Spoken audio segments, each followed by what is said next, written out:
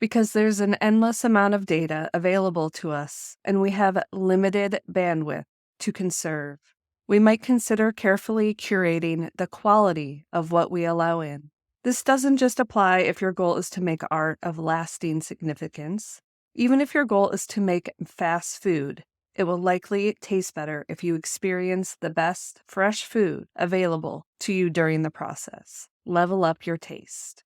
The objective is not to learn to mimic greatness, but to calibrate our internal meter for greatness, so we can better make thousands of choices that might ultimately lead to our own great work. Since a lot of what this podcast was built on was self-development, I'm going to be doing my favorite books that I've read during 2023. And there may be some books that were prior to that, but I think I'm going to make this a yearly episode. We'll wait and find out. But ultimately, my plan is to record my initial reaction after reading a book throughout the year. So you'll probably see me looking different if you're watching this on YouTube and sounding different because they're going to be taken at different times. But this episode, this is going to be going off of my memory from books because I am recording this in December and I'm launching this in December. So that quote that I opened up this episode with is from The Creative Act, A Way of Being. And it's my current reading of right now. And I am going to add this into today's episode, but also know that I'm not through it. It's something that I'm actually experiencing. And I'll get into that more as the episode goes on. I'm going to give you my top 5 books that have helped me in this creative process of coming home to myself. Thanks for being here, and I can't wait to dive in. The first book I'm going to talk about was really life-changing for me. This last summer, I was really trying to come home to who I am, what do I want in life. I have this opportunity to start over, which is scary and exciting, and all these different feelings come up around this time of my life. So if you're new here, hi, I'm Kara. I was a hairstylist for 19 years, and during the pandemic, I ultimately had a spiritual awakening that led me to listen to my visions, listen to my gut feelings, learn how I operate energetically. A lot of what I've been doing is trying to enjoy the moments. I'm someone that was planning their next vacation while on their current vacation. And I've been trying to recondition myself into enjoying the process. And I think this has been a catalyst in going after my dreams. And this last summer, I found myself in this pattern, not recognizing how far I've come and connecting with those dreams and goals that I set out that I truly wanted when I left my career. And so when I became a certified life coach, I was getting frustrated in not being able to have childcare over the summer. And then I realized a lot of why I was leaving my job as a hairstylist was because I wanted to be able to be present with my kids when they were off of school. So I decided to take a step back and say, like, universe, if I'm supposed to have childcare, please show it to me. And instead, I was shown this book, The Artist's Way. I was asked to be a part of the spiritual integration group, and I took that as a sign. It's more inward findings of who I am and what I want in life and how I can bring it forward. And the synchronicities between reading The Artist's Way and the spiritual integration group just felt like, oh, this is exactly where I'm supposed to be. And so what this book really is, it's a 12-week course. So this isn't something that you're just going to want to pick up and start to finish. I devoted my whole summer to it. Now, someone had told me, there's different things that you're supposed to do daily, weekly through this. And don't put that pressure on yourself to have to check all the boxes. As someone who tries to go after their goals, I can't tell you how many times where I've overextended myself because I've been trying to check all the boxes. That is not what is meant for this book at all. So show up as you can, not how you think you should. So what is this book exactly? The Artist's Way by Julia Cameron is a spiritual path to higher creativity. This is a classic course in discovering and recovering your creative self. I strongly urge anyone to read this. Even if you were a CEO in a business, having some sort of connection with your creative self is really important to connect with your inner being, your intuition. That when you're doing these things, when you're working towards these goals, just having that connection with yourself is really important. And this really helped connect with my intuition and figure out what I truly want in life. So each week there is a different chapter to read, there's different tasks to be done. Addition to that, you're supposed to write 3 pages daily, stream of consciousness. Like, don't even judge, think, whatever you're writing, write. And then you're also supposed to have a weekly artist date. Don't take this too seriously. There was days where I barely did a paragraph. There was days that I did, many, many pages. There was weekly dates where I spent the whole day with myself. And then there was my weekly date that I only spent 5 minutes with myself. So it's allowing yourself to show up exactly as you are and not expecting that you should be a certain way. There are going to be weeks where it's profound, and then there's going to be weeks where you expect more. And that is the purpose of showing yourself the creative path, that your creativity is nurtured when you nurture yourself, when you are ready to put this effort, this insight into yourself. It's an investment into who you are as a person. The morning pages was the biggest factor in all of this. It's allowing yourself to just put on paper what you're feeling, what you're wanting, what are your desires. The fact that you show up every day and listen, some really profound things will come out. I ultimately thought I would continue with the morning pages because it was so profound. But of course, things get ahead and then it filters itself out. But I make sure that I have the practice of spending 5 to 10 minutes allowing myself to connect with that inner voice that's trying to come out. So that could be meditation, that could be talking things out. So I'm still having that practice of allowing these thoughts, these feelings to come out. And I've found that when I have a strong emotion, anger or frustration, when I give myself time to sit with it and allow it and recognize it and the awareness of it, I bounce back quicker.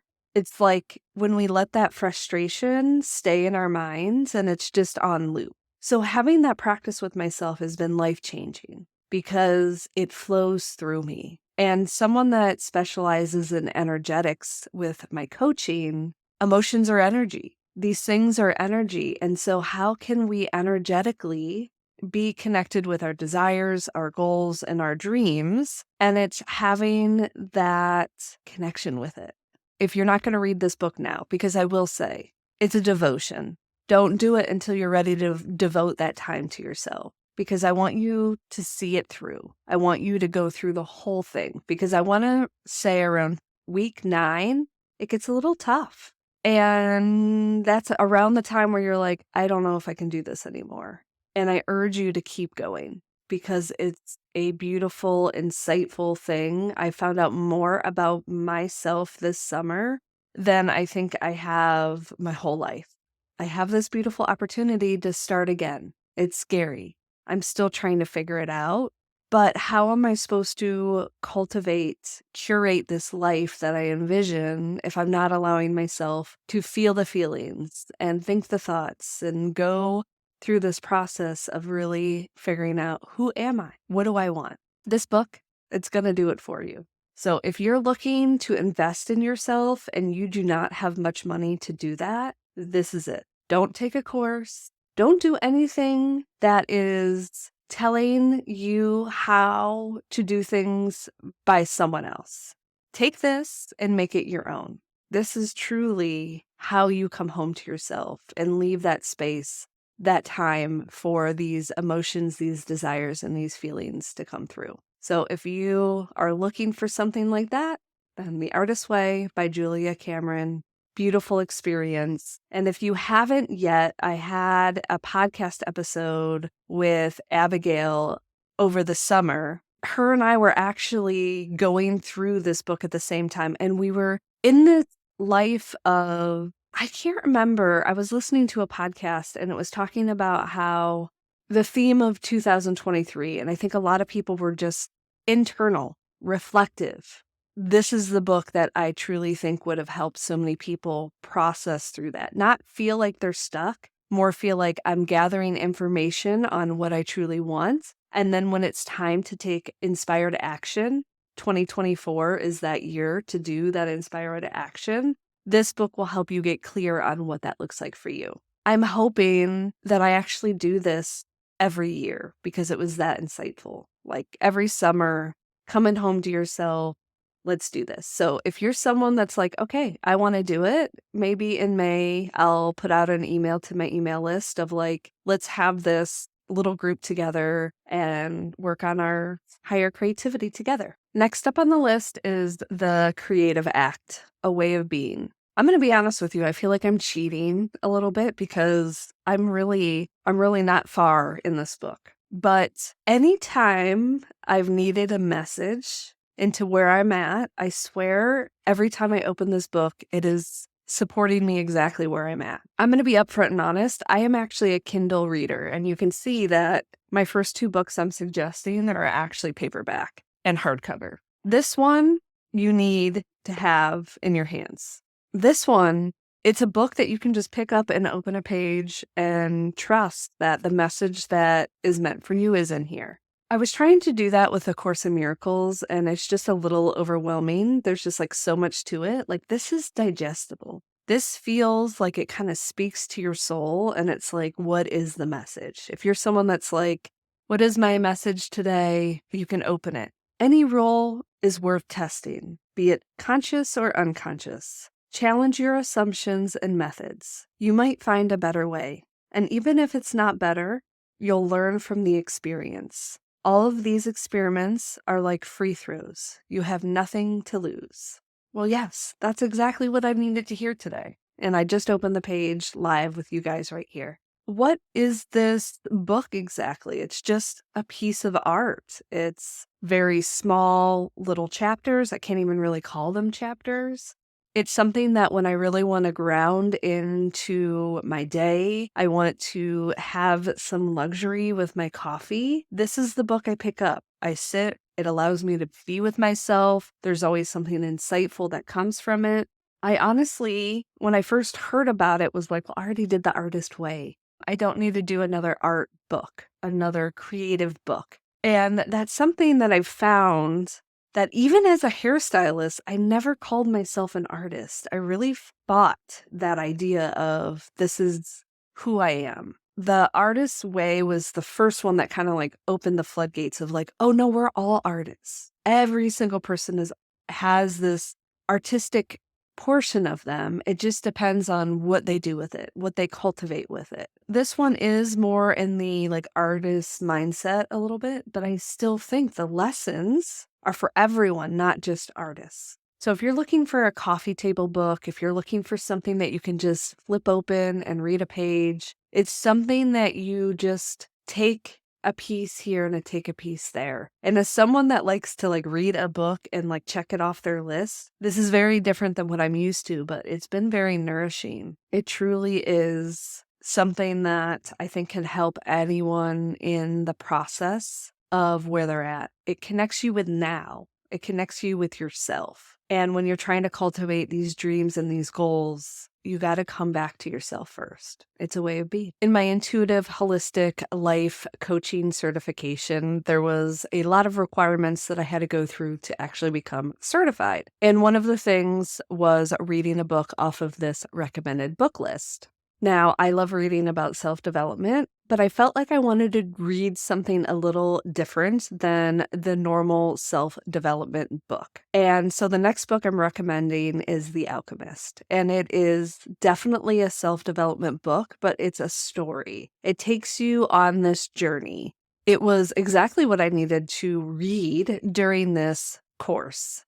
part of reading the book, I had to review it for the coaching program. And so I will read the review to you about what I said, because again, it's going to give you more of that feeling that I got once I finished it. But The Alchemist is combining magic, mysticism, wisdom, and wonder into an inspiring tale of self-discovery. So this masterpiece tells the mystical story of Santiago, a shepherd boy who yearns to travel in the search of a worldly treasure. His quest will lead him to riches far different and far more satisfying than he ever imagined. His journey teaches us about the essential wisdom of listening to our hearts, of recognizing opportunity, and learning to read the omens strewn along the life's path, and most importantly, to follow our dreams. This is a book that I could see myself revisiting. I truly, truly loved it. It was something that just put so much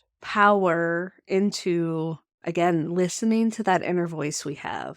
And that is the one thing I urge anyone to do who's lost on their path. Invest into connecting with that, whatever that looks like for you. So here's the review of this book. I believe that books will support your journey, will come to you at the right time. The Alchemist was exactly what I needed while I was going through the Radiant course. Sometimes when we get in the mode of making things happen, we lose sight of the reason why. This book reconnected me to my soul's purpose and showed me that if the why is strong enough, no obstacle will stand in my way. I've had many visions throughout my life, but I didn't understand what they mean. As Santiago walked me through his journey, it became clear that while the visions we have may not make sense at the moment, if we follow them, our purpose will unfold divinely so. This is making me cry a little bit because when I wrote this, it feels very different than where I'm at right now, because with these visions and these goals that I've been going after, my visions haven't made sense, and I put them on the back burner and then they keep coming up.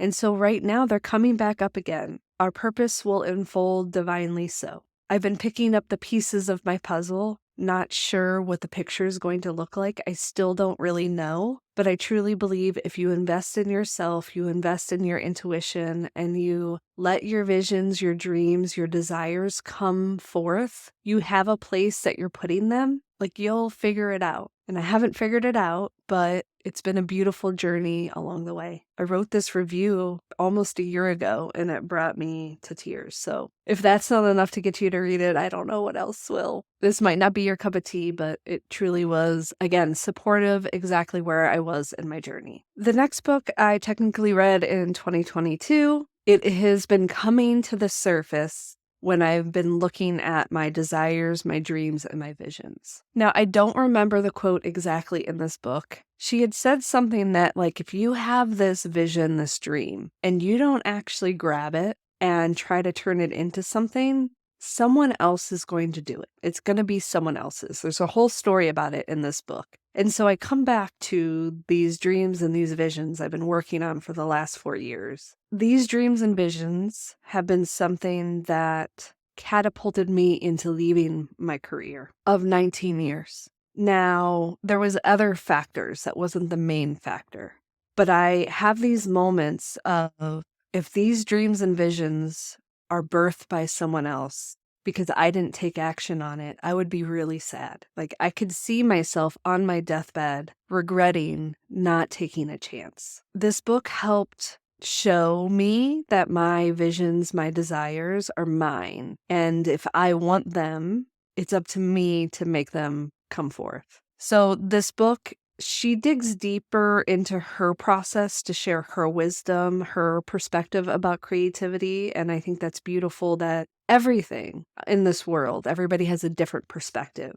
But when you can take pieces of someone else's journey and it helps support you where you're at, it's beautiful. Me going through and reviewing these books, it's making me want to read this again because I read it almost 2 years ago and it still has this profound feeling and this impact of it's helping me go after these visions, these dreams, and these goals. And I hope one day I can stand on a stage or I can write a book and I can tell other people, like, again, if you have these desires, you have these visions, they're meant for you, but you have to take action. You have to be the one to get the momentum or someone else is going to take it. In this book, she asks us to embrace our curiosity and let go of the needless suffering, the victim part of it, of like, oh, I can't do this. This is too big for me. She discusses the attitudes, the approaches, and like the habits that we need to take in our life to be our most creative self. And I know a lot of these books I'm recommending are for the creative. Again, I never felt like I considered myself a creative, even as a hairdresser, as crazy as that sounds. So it's been this like deconditioning process of being like, even if I didn't work in a creative field, I think it's truly important for us to have a connection with our creativity, whatever that looks like. And another story in this book that she talks about is how this woman just took herself on an ice skating date weekly to connect with that. And that was that connection that she was looking for.